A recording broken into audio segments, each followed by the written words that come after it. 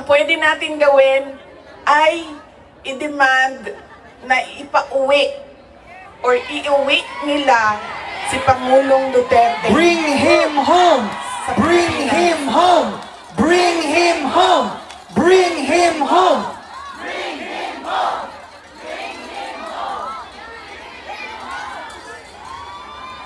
Dahil yun din ang gusto niya. Araw-araw na nandun ako, sa mga araw na nandoon ako, isa yan sa paulit-ulit niyang sinasabi, kailan mo ako mapalabas dito dahil darating ang eleksyon, mag-mayor pa ako ng syudad ng Davao. Bring him home! Bring him home! Bring him home!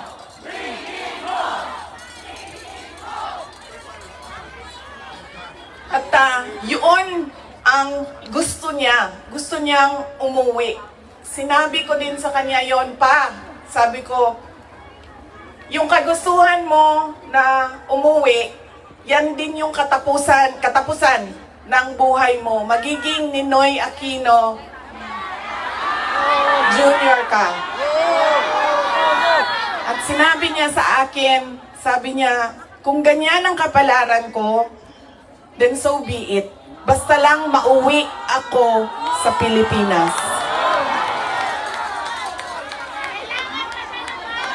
Kaya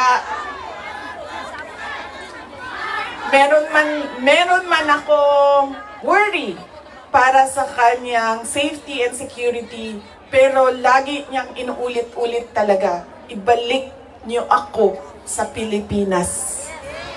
Bring him home! Bring him home! Bring him home! Nagtatanong marami, ano bang pwede magawa? Huwag natin tigilan ang panawagan sa gobyerno natin sa Pilipinas at sa lahat ng gobyerno na nakikinig at dito sa ICC na ipaalam sa kanila na mali ang ginawa kay Pangulong Rodrigo Duterte. At paano ba itama yon? Ibalik nyo lang siya sa Pilipinas. Ituloy nyo lang yung kaso, walang problema. Ibalik nyo lang siya. Bring him home! Bring him home! Bring him home! Okay na mo sa init? Ako dili. Kaya nga no, sunburn ang katungaan niya, ang katunga dili. Okay lang.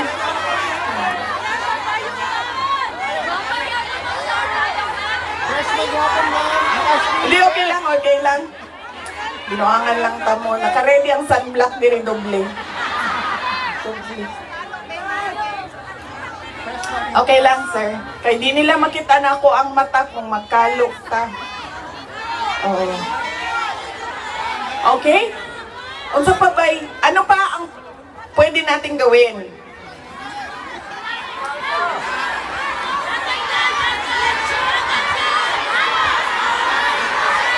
Vicky, just tell us what to do! We will follow you! Marcos resign! Marcos resign! Marcos resign!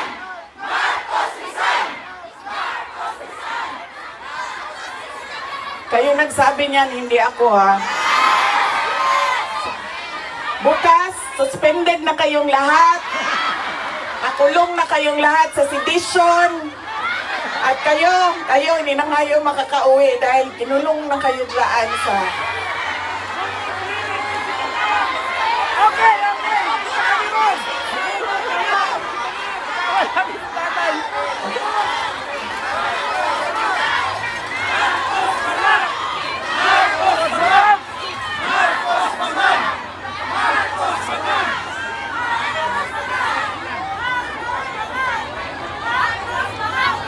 And that relates to transparency and accountability. Alam nyo kasi, ang pagiging Pangulo, dapat nasa tamang pag-iisip ka. Kapag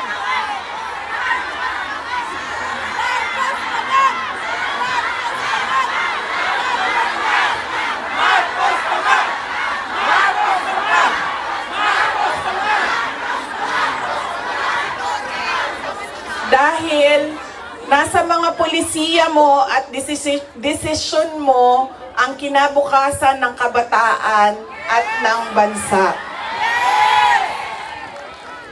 Kaya, yung pagsasabi na hindi mahalaga ang drug test sa aking kapasidad at abilidad na mamuno is tantamount to betrayal of public trust. Dahil kailangan malaman ng taong bayan na nasa ayos ang iyong decision making.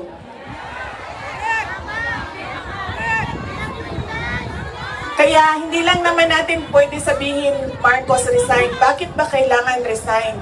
Dahil hindi mo pinapakita sa taong bayan na maayos kang mag-isip at kaya mo ang mamuno.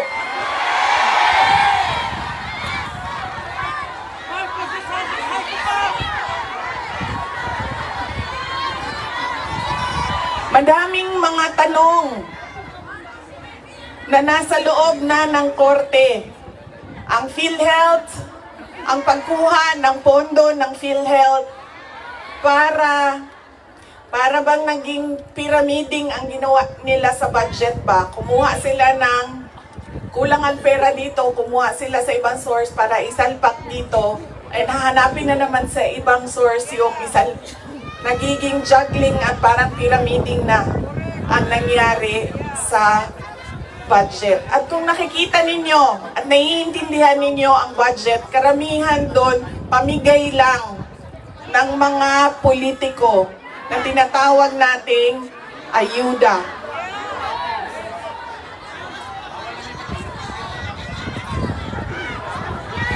Tumakbo kami sa plataforma ng unity at continuity. Continuity, kasali na doon ang big ticket projects o mga build projects ni Pangulong Duterte. Pero wala kayong nakikita ngayon na development projects. Dahil lahat yon ay nakatago sa mga proyekto na pamigay o nandoon lang sa bulsa ng kontraktor at ng politiko na gumawa kuno ng project. Makikita ninyo na hindi handa ang Kongreso sa paggawa ng budget dahil may mga blanco doon sa enrolled bill na pinasa nila. Ibig sabihin, walang nag-iisip at hindi pinag-isipan paano ba natin gamitin ang pera ng gobyerno na makita natin na merong kapayapaan at kalambuan,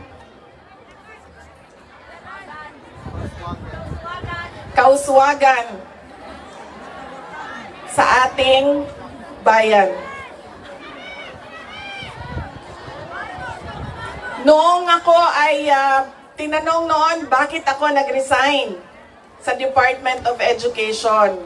Sabi ko, unang-una, personal yon. Meron kaming personal na hindi ko gusto na ginawa niya sa akin. Pangalawa, dahil sa loob ng Department of Education.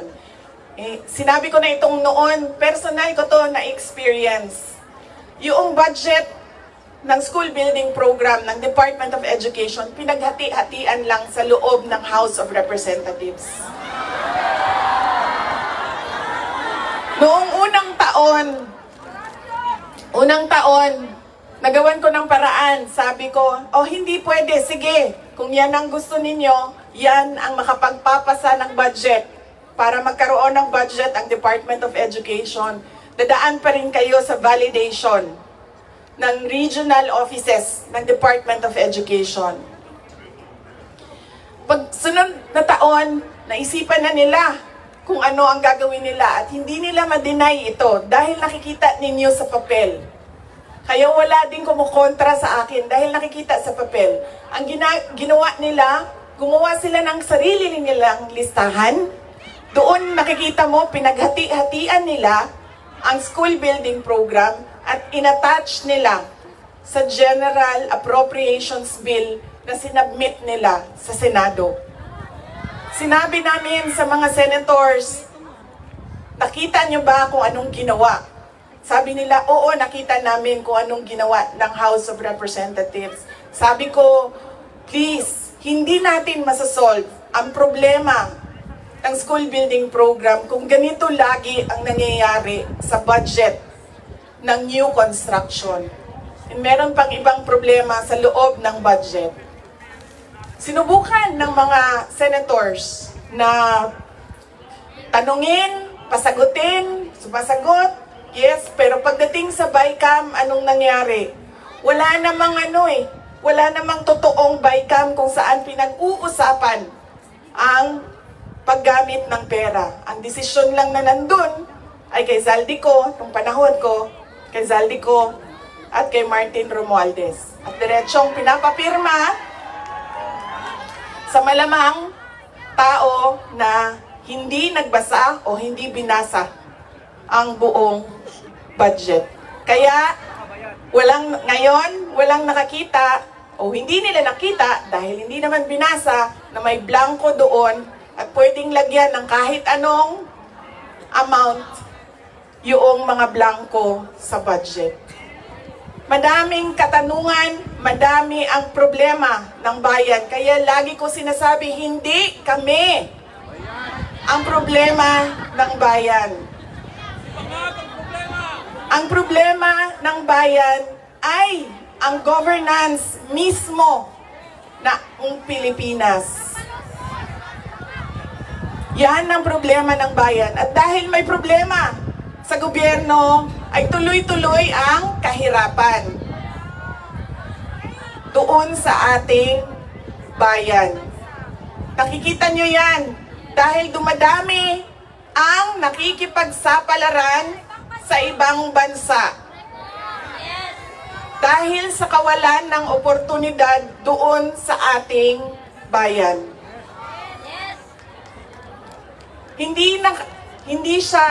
We should not be proud that we are exporting our countrymen, our workforce abroad dahil, wow, ang daming dollars na pumapasok sa Pilipinas dahil sa padala. Hindi yan siya nakakatuwa. Dahil ang isang bansa, dapat meron siyang oportunidad na binibigay sa kanyang mamamayan. Hindi lang yan. Decent housing, peace and order, quality healthcare. Nakikita nyo yan dito sa mga bansa kung nasaan kayo. At kaya kayo nandito dahil hindi niyo yan nakikita doon. And apparently, tayo lang yung nakakakita, yung nakaupo doon, hindi nila nakikita.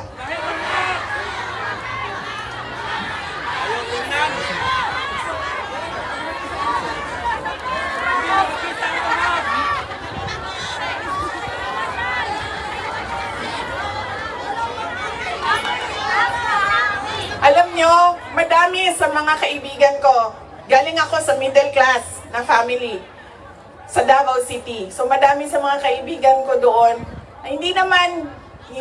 meron naman silang mga negosyo, meron naman silang pinagkakakitaan, may mga trabaho.